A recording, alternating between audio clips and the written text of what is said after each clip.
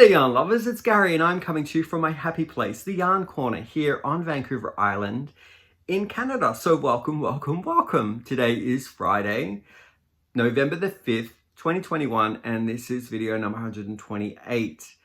It's been a while since I updated you on the works that I've been creating, either finished or in progress, and I want to talk about all the discoveries that I've made new to me.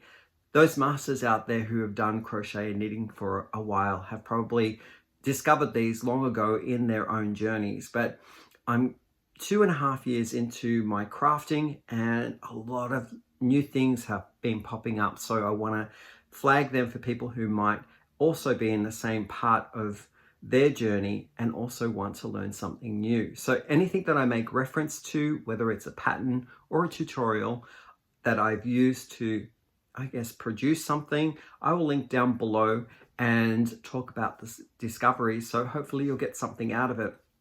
I'll also include some life ongoings here in the small community that me and my husband Chad live in, and I'll put that towards the end. So if you're just here for the yarning goodness, it's all up front, and then later down the way, if you want to stick around and, I guess, discover the community that we've both just moved into, those will be also included, the stories at the end of the video.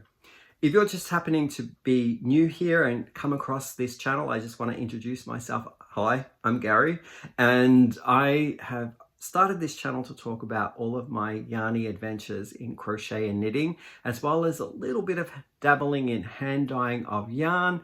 And I talk about my acquisitions, so where I buy my yarn from and the tools of my craft. So I'll flag some sales if I get to see them, and filming permits that I catch it in time to share amongst my fiber friends.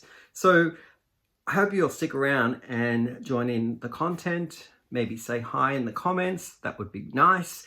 And for all of those people who are returning, I want to say, you have been so supportive of this channel and myself, and I really appreciate each and every one of you. So from the bottom of my heart, thank you so much for joining and supporting the channel by watching and commenting and doing all of those wonderful YouTubey things that you embrace this channel with. So thank you so much. Yeah, so let's kick into the works in progress.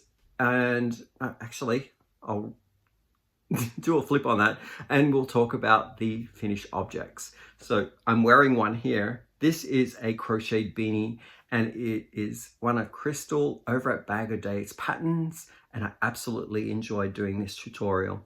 Now, I have purchased the pattern on one of Crystal's thumb drives.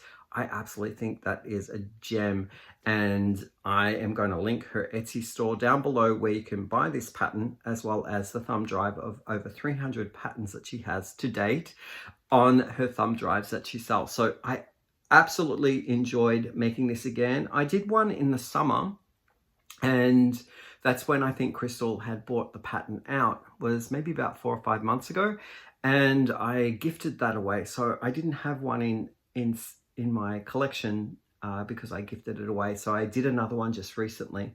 Now, I absolutely love it. I used a yarn called Coffee Beans, and this yarn is from the Plymouth Yarn Company. And the colorway doesn't have a name, but a number here. It's 9175. It's a full worsted weight, and it is 75% acrylic and 25% wool. So I used a 4mm crochet hook. The pattern suggests to use a 5mm crochet hook, but I'm such a loose knitter and also crochet hooker that I had to go down a size in a crochet hook. So yeah, I absolutely love this yarn.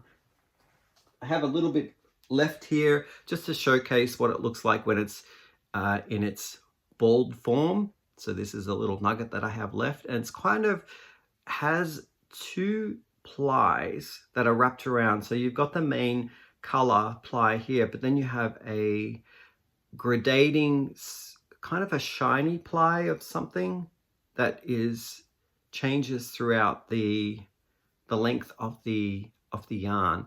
So it goes from a beigey to a kind of like a dark gray color. And I really enjoyed working with this. It has a little bit of elasticity and give. So as you're crocheting or knitting with it, you'll find that the stitches will be a little bit relaxed, so it won't be so rigid. So the next finished object that I want to share with you is the Bush Tracker Beanie. It's a knit pattern that I created and released in February of 2021. And I absolutely love this hat. It's great for really cold climates. It's quite a thick and squishy kind of knit design. It uses 1x1 ribbing and the herringbone stitch with a decorative pearl bump that separates the crown, decreasing from the main body of the hat. And it's a free pattern.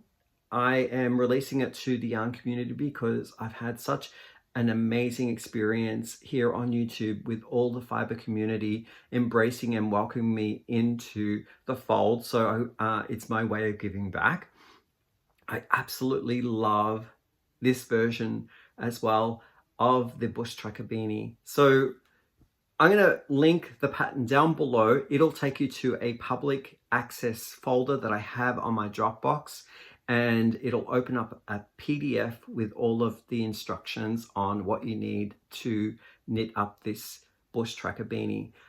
So yeah, if you're having trouble with the link, my suggestion is that perhaps maybe your settings on YouTube have been set up so that links to outside areas from YouTube maybe aren't authorized, or the setting is switched off so that it doesn't allow YouTube to reach out to the folder where my pattern is. So you can always copy and paste the URL link into a fresh browser window, whether it's Chrome or if you're using Safari, and paste it there, and then that might be able to get you to the Dropbox area where this PDF pattern is. So yeah, what do you think? Absolutely had so much fun knitting this one up. I used 2 worsted weight yarns to create a bulky 5, which is what the knit pattern uses, is a bulky 5 yarn. And these are 2 of my over dyed yarns that I cooked up in the kitchen a while back, and it was a purplish brown color yarn that I had cooked up, as well as a salmony orange pink almost color, or a coral, and I held them together to get this beautiful marl of both the colors. There you can see where the herringbone stitch merges, so we got the leaning this way and leaning the opposite way, so you'll get these little diamond rows. Yeah, absolutely squishy and lovely. So the reason why I'm showing you these finish makes is because I have a make along going right now, and it is for the month of November 2021. You can either crochet up Crystal over at Bag of Days herringbone beanie, or you could knit up the Bush Tracker Beanie hat. Send in your photographs to my email address, which is urbanyarn101@gmail.com, to enter for a chance to get a thank you gift to show my gratitude for making the Bush Tracker Beanie, either in the knit or the crocheted version. So I will leave the link down below where I talk at length about the guidelines to the make along, and yeah, I hope that you'll join in. A few of you have already sent in your submissions, and I'm so happy with all of the amazing choices of yarn that people have chosen to make their bush trackers and the crocheted version of the beanie. So I'm super excited. I'm going to leave it open for the whole month of November, and what we'll do in the end is I'll collect all the photographs and display them in a slide presentation. So remember to go across, check out all the guidelines and the rules in the video where I'm going to link it down below, and you can then be assured that you're understanding all of the conditions of that make along. So yeah, I'm so happy that you have chosen to already participate, or if you're working on your beanies right now, I just want to say thank you and keep going. It's always great to try something new, as well as, I guess, learn a new technique. The next finished object that I have to share with you is something that I've been working on for about, I'm going to say 2 weeks, and I absolutely love the end result. I will talk about some of the learns in this one, but also some of the heartache as well. Here it is here. Oh, it's way too massive for me to get it into screen, but what I'll do is I'll do a swipe across, and then I've got some photographs of me clowning around in it so you can actually see what it looks like draped on me, as well as in its full glory. So it is a crocheted shawl, and it's to a pattern which is called the Rose Matrix Shawl. It was published in Nora Magazine 2020, and it is copyrighted to Knitting Fever. I'm sorry, I don't really know who the designer is of this. It didn't have it in the pattern description. So yeah. The length of it is around close to 7 feet. I'm going to say 6'5" maybe. And then the height of it from tip to the top of the shawl is maybe 3.5 feet. So it is a wider shawl than it is long.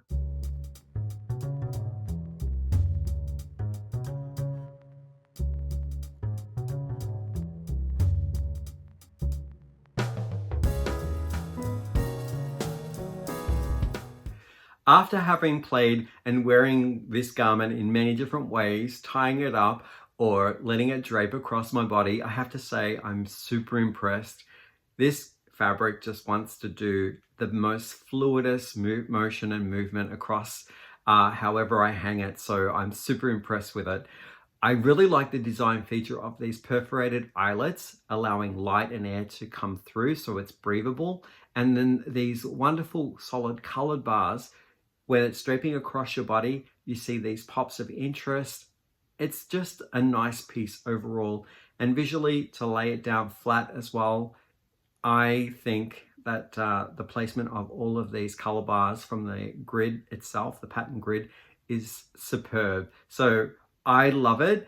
It's a paid for pattern. And without giving too much away, I just want to say, if you're interested in doing the pattern, it does work from top down, so you are chaining the width of the top of the triangle, and then you work your way down to the point.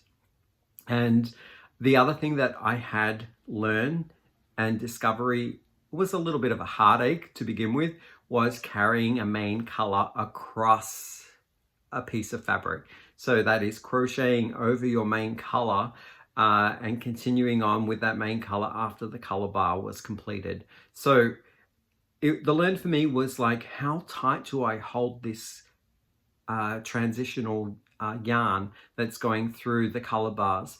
I found that too tight meant that the color bar was wrinkling on top because it was like pulling the stitches way too compacting, and the other version or the other end of the scale was too loose, and it was the loops of the main color would be sticking out in between each of the color bars stitches. So it was an interesting balancing act between the two. Now, blocking does help when you are finding that you're kind of in the range. Your blocking does help you kind of get your fabric to lay flat, but it doesn't obliterate all of the issues if your tension is way too tight or way too loose. So stopping and taking a look at your work in sections, laying it down flat. I know it takes time, but it will end up being just a beautiful, flat piece of fabric in the end, which is well worth it, I think. But those were the painful challenges that I went through with this make. Let's look at the yarn that I used for this shawl as the sun comes in. I have a fair few of them to run through, so if you bear with me for a bit, I'll be lightning quick And some of the little nuggets that I used for these color bars, I used up, so I don't have them anymore. But the main color was Shepya's yarn as it gets blown out by the sun. There we go, I'll hold it back here. It is a kind of between a fingering and a sport weight because it does have a thick halo on it. It is really, really soft. The collection is called Our Tribe and the colorway is Lilla Bjorn, which someone translated for me, and they were telling me it means little bear. So it is a 70% superwash merino, 30% polyamide, and I used 3 of these balls in the garment. This was generously gifted to me by Kim from Affordably Crafty. Hi Kim. And she sent me a box of Happy Mail with patterns as well as this wonderful yarn, 5 balls of it in Happy Mail about a year ago. So I'm finally getting to it. I absolutely love this, Kim. Thank you so much. Now it's really soft. You do need to think about what kind of stitch you use with this because it does catch on itself. I was using a 3.5mm crochet hook for this main work here in the eyelets, and I had to rip back a few times to get to the part where I was maybe having some trouble with carrying the yarn across and looking at my tension. So it did hang up on itself and it got caught up. So I would suggest if you have this in your stash, think about a looser stitch to use with like a bigger hook or a bigger set of knitting needles, so that if there's any frogging involved, that you can manage the yarn with your project really, really nicely. So love that yarn. The next one is Yarn Bee Yarn, and it's from Hobby Lobby. It is the Chloe collection called Arctic Spruce. So that's in another gradient between sort of like an icy blue, almost like a green blue, into a green color. Love this yarn. Now I had used this yarn in the bordering of the triangle. So in a couple of inches from the triangle edge, there's like a border in the pattern, and this is what I used. And I used 2 balls in tandem coming down the piece so that I wouldn't have to cut the balls. So I ended up having maybe 2/3 of the ball left, and I only used 1/3 of each ball on each side of the triangle. So really, really nice yarn. It is classified as 4 weight, but it's really a 3 weight yarn, and it does have another super duper long halo on it. I didn't frog this one back as much as I had done with the main color, so I don't know whether this one would catch on itself. I think it frogged okay when I needed to go around the corner and do the frame, frog the frame back, so I didn't recall having any issues with the frogging with this one. Now this one was generously gifted to me by one of my fiber friends who would like to remain anonymous, but I love this yarn. It's amazing. I'm really looking forward to doing a garment just with the yarn because I have a few balls of this left over. And one of the color choices that I made for my striping was the Louisa Harding yarn, and it's the Pictora collection in the colorway Frida Kahlo. Now the sun's gone. Look, you can see I can get closer. And this one is a sport weight yarn, and it is also a mix of wool and viscose. I just love the colors in this one. Amazing, amazing, amazing colors. And it's got a bit of shine to it as well, which is a nice play on the kind of like the fuzzies here, where we got some fuzzies that don't have much shine, and then you have like the color stripe that comes across and has a bit of sheen to it. Another color that I used in the shawl was this yarn called Gazelle Boogie, and I purchased this from hobiumyarns.com, an online store. No affiliation whatsoever, in this lovely gold color as it gets blown out by the sun. The sun's coming in through my window here. I love this yarn. It is considered a 4 weight yarn, but it works up like a 3 weight. It is a wool, polyamide, and acrylic blend. The colorway is 2150 in this lovely gold, which is in this part of the shawl, and I used up 50 grams of this ball. I have some yarn that I used up completely, and I'll just show you where it is in the shawl, and it's this yarn here. It is Willow Yarns, their Rise collection. It is a combination, I believe, of cotton and acrylic, and it is in the colorway Stonewash. So I had a couple of little nuggets from another shawl that I created, and I really love the color in this shawl to use it up. So yeah, absolutely loved it. Used around 1,800 yards of yarn in various different weights as well as different colors to complete the garment. Amigurumi has been a new thing to me, and I loved it because it's been using up all of my scrap yarn, and I'm trying different yarns that I have in a really, really tight stitch. Now, I followed a tutorial from Anna Crochet, and she is the fabulous amigurumi maker that showed me how to do my reindeer, and it is called the Crocheted Reindeer Ornament tutorial, and I'll link it down below. So I'm taking the structure or the basis of the amigurumi for that make, and I'm creating new creatures, but I have done just the base right now and added these eyes, and I've done 4 of them. Look at this guy here. So a few of these eyes that I've created are from jean jackets, and I've just took a Sharpie and I've created eye pupils, and this jean jacket button already had stars on them, so I used that one for eyes, and I've got one more. There we go. So I'm going to be creating my first amigurumi little creatures. I don't know whether they're going to be animals or people yet, but these are going to be like gifts for Christmas, and also one of them is going in as a mystery thank you gift for the recipient who is drawn out for the Bush Tracker Beanie make-along. So yeah, what do you think? Are any of these actually speaking to you to be something in particular? Let me know, and maybe I can get some ideas on what I'm going to create, whether they're animals or people or creatures. I'd love to hear your point of view and also your opinions on what these can be. So yeah, number of different yarns there. I won't go through them. It's just what I've been talking about over the last few episodes of yarn that I've used. So yeah, I'm actually having lots of fun with them. The next work in progress is a Bush Tracker beanie that I'm at the decrease of, and here it is here. I am using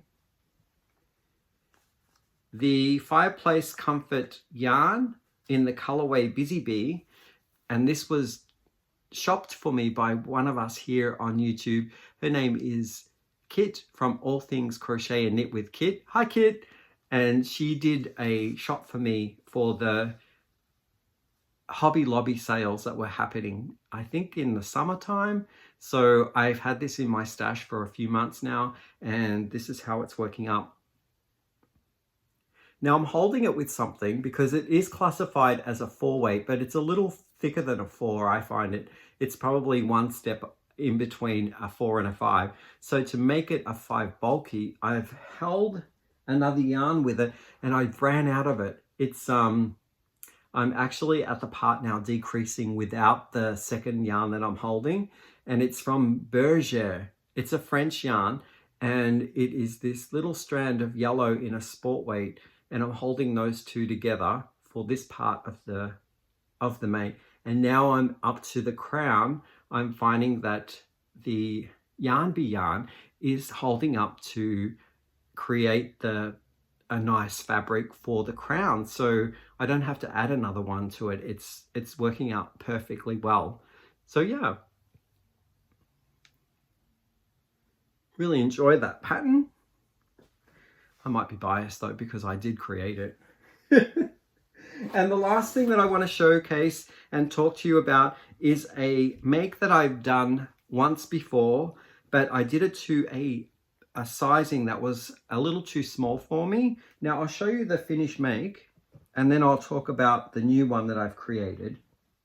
So this is the pattern that I'm working on again. It's a toque pattern, which is another word of calling a beanie, and it's called the Clayoquot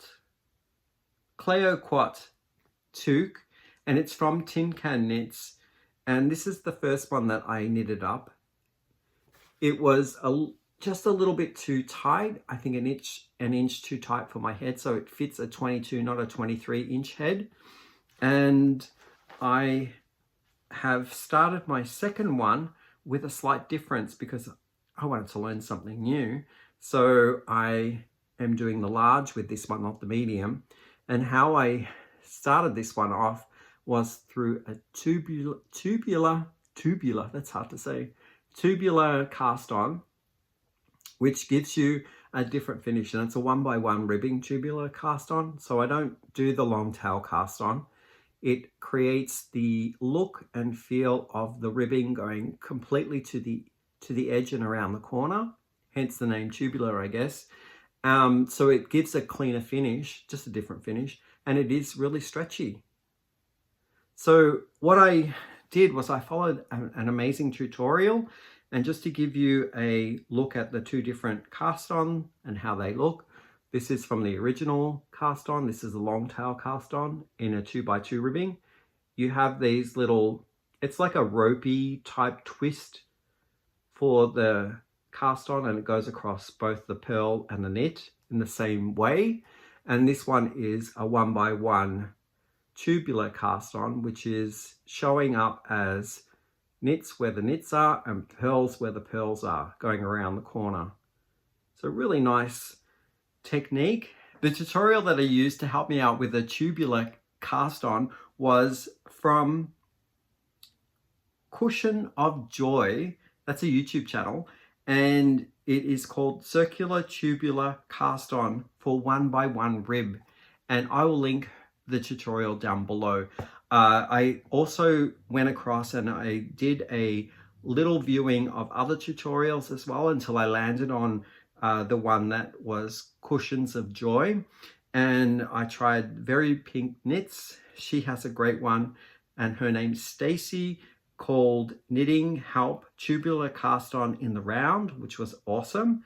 And also another one from Andrea Mowry called Tubular Cast On. They all have different styles and techniques of doing it, but the one that spoke to me was Cushions of Joy because it did seem to be a little bit of the easier one to do.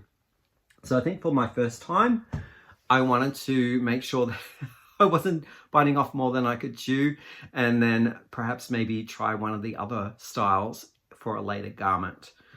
And with that, I think that's all that I have to show for the knit and the crochet portion, so all the yarny goodness.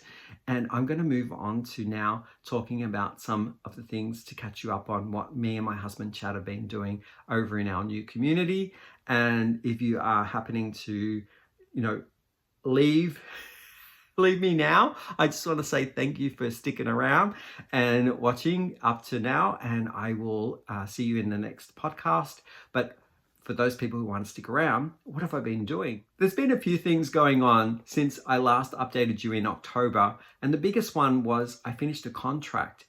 I was on a 3-month contract. I think it started in late August, early September, and it was for 3 months. I finished it a little earlier, so I had to bring back all the equipment that I had on loan or was given by the organization that had me on contract. So I had a huge computer screen, I had a laptop, I had all the trimmings like keyboard, all these cords, headset, and I had to buy a little red wagon, a pull wagon that I could take all of my stuff back to the mainland. I had to wrap everything up because it was raining, and I took my little red wagon, and my husband Chad drove me to the ferry, and I got on the ferry and we went back to the mainland. I had some friends at the other end that I was visiting, so I stopped with them for a night, and then I dropped all the stuff back to the organization, and I was heading back home to the ferry, to get back on the ferry, to go to the island. And then they cancelled all the ferries for that day because there was a storm brewing. And the storm came through from the Pacific Ocean and was heading in towards the West Coast, impacting the Vancouver Island, but also the strait that goes in between, the waterway between the mainland and Vancouver Island. And all the ferries had to be cancelled for a day and pending on weather the next day. I was calling a friend to see whether I could, unannounced, well, not unannounced, but to see whether I could get a room for the night.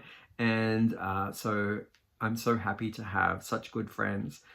She came to my rescue and we hung out for an evening, and it was really good catching up with her. So I'm really happy that I had somewhere to sleep. And the next day, the ferries were back on and I caught the ferry. And you know, when you have that long journey and when you get home, you have like that whole exhale of like, whew. And here I am back at home in my paradise. I had that feeling. So I really am thankful for so many things that lined up that I was able to get shelter for the evening, and it wasn't scary, but I just think that it could have gone sideways really quickly. So yeah, I called my hubby up to say, hey, I'm not coming home tonight because there's no ferries. It looks like I'm going to sleep at my friend's place and then I'll see you tomorrow. So that's what happened to me 2 weekends ago. I think it was 2 weekends ago. Last weekend, picture perfect weather, like had 2 sunny days. The Saturday and the Sunday were just glorious. So me and hubby went to find a hiking trail that we could take.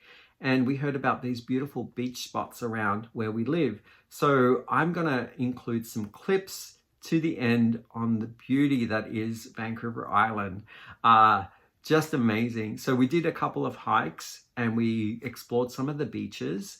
Now, these beaches aren't kind of sandy beaches. They're more like rocky pool beaches. And I love that sort of, the colors that are in the rocks are amazing. And the trees go right to the edge of the beach, just rugged and beautiful. And it was the perfect day. So we did that, and that was just before we had trick-or-treaters coming to the door. So how was everyone's Halloween? I hope you had lots of fun. So for us, we haven't handed out candy for trick-or-treating because we were living in a apartment building up on a tower. So there was no foot traffic that was coming to our door.